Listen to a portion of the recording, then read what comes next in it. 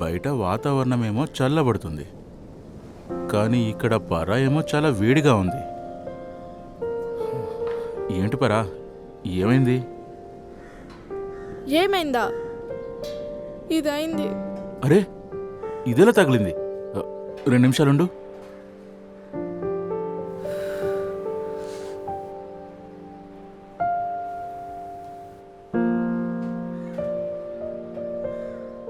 ఇప్పుడు చెప్పు, ఎలా తగిలింది? ఎలా తగులుతుంది డాడీ? రొటీన్. కారులో వెళ్ళే వాళ్ళు సైకిల్ వాళ్ళని, నడుచుకుంటూ వెళ్ళే వాళ్ళని పట్టించుకోరు. అలానే ఒక ఆవిడ చూడకుండా కారుతో వచ్చి నా సైకిల్ని ఢీ కొట్టింది. తర్వాతేమో చాలా కూల్గా చెప్తుంది, ఐఎమ్ రియలీ సారీ అమ్మా, నువ్వు నాకు కనిపించలేదని. డాడీ, కార్కి మిర్రర్స్ ఎందుకుంటాయి మరి? సరేలే, కనీసం సారీ అయినా చెప్పింది కదా. బహుశా ఆమెకు నువ్వు నిజంగా కనిపించలేదేమో. నాకు తెలుసు డాడీ, మీకు చెప్పటం వల్ల ఎలాంటి ఉపయోగం లేదు. మీకు తప్పంతా నాదే, నేనే తప్పుగా సైకిల్ నడుపుంటానని అనిపించింది కదా. నువ్వు నాతో రా. రా, కూర్చో. అరే కూర్చో అంటున్నాను కదా.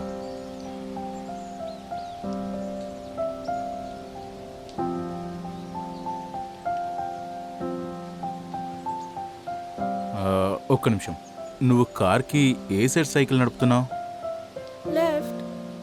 సరే, అయితే నువ్వు లెఫ్ట్ సైడ్ వ్యూ మిర్రర్ ఇంకా రేర్ వ్యూ మిర్రర్ రెండింట్లో చూడు. ఓకే?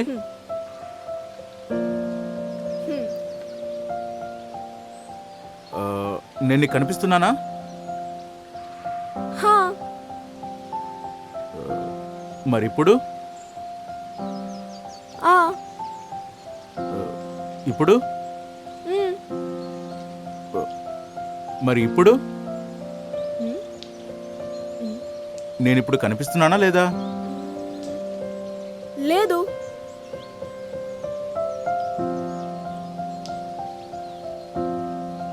Blind spot. దీన్ని బ్లైండ్ స్పాట్ అంటారు. ఇది ప్రతి వెహికల్కి ఉంటుంది. ఇందులో డ్రైవర్ తన చుట్టుపక్కల అలాగే వెనకాల వస్తున్న వెహికల్ని అస్సలు చూడలేరు.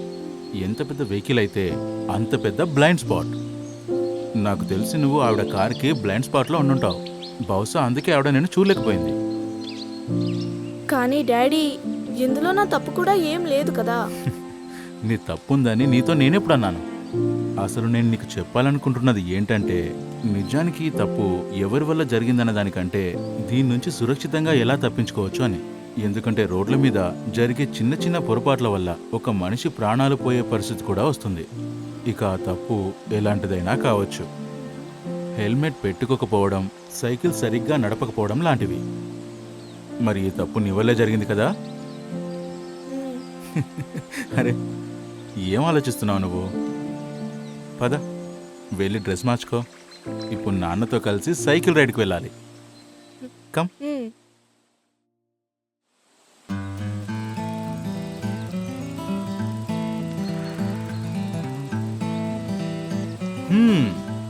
సైకిల్ హెల్మెట్, గార్డ్స్, చీకట్లో మెరిసే బట్టలు. సరైన సైక్లింగ్ అంటే ఇదే కదా. గుడ్. నా కూతురు జాగ్రత్తగా లేదని ఎవరంటారు? కొద్దిసేపటి ముందు మీరే అన్నారు. అది నేను నీకు ఏం చెప్పడానికి ప్రయత్నిస్తున్నానంటే, మనం తీసుకునే చిన్న చిన్న జాగ్రత్తల వల్ల ప్రమాదాల నుంచి తప్పించుకోవచ్చు.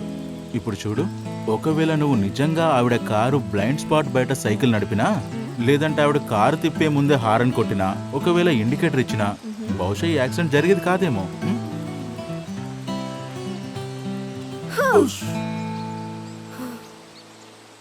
చూసావా, ఇంకొక బ్లైండ్ స్పాట్. ఇప్పుడు ఈ పొదలు, ఈ షార్ప్ టర్న్ వల్ల మనం ఆ బైకర్ బ్లైండ్ స్పాట్లోకి వచ్చాం. కానీ డాడీ, మనం ఏదైనా వెహికల్ బ్లైండ్ స్పాట్ నుంచి ఎలా తప్పించుకోగలం? సింపుల్. వాళ్ళకు మనం కనిపించేలా ఉండాలి. మనం వాళ్ళకు సేఫ్ డిస్టెన్స్లో ఉండడం ద్వారా మనం ఆ వెహికల్స్ బ్లైండ్ స్పాట్ నుంచి బయటపడొచ్చు. ఎప్పుడైతే మనం సరిగ్గా కనిపిస్తామో అప్పుడే మనం సేఫ్గా ఉండగలం. ఇంకా నువ్వు వేసుకున్న మెరిసే బట్టలు, సరైన గేర్స్ బాగా సహాయపడతాయి. అటు చూడు, ఆ బైకర్ ఎలాంటి హెల్మెట్ పెట్టుకున్నాడో. అది చీకట్లో కూడా పక్క వాళ్ళకి చూడ్డానికి బాగా కనిపిస్తుంది. ఓ నో, ఏమైంది?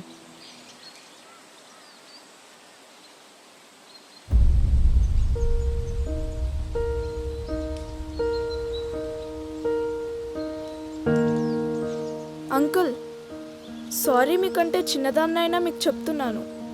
మీరు రివర్స్ చేసే ముందు చుట్టుపక్కల చెక్ చేసుకుంటే బాగుండేది. ఈరోజు దాని స్థానంలో ఎవరైనా చిన్నపిల్లాడు ఉండొచ్చు. సారీ అమ్మా, నాకు అది అసలు కనిపించలేదు. అది కారు వెనకాల ఎలా వచ్చిందో కూడా తెలియదు. అయినా ఇందులో తప్పు నాది కూడా కాదు కదా.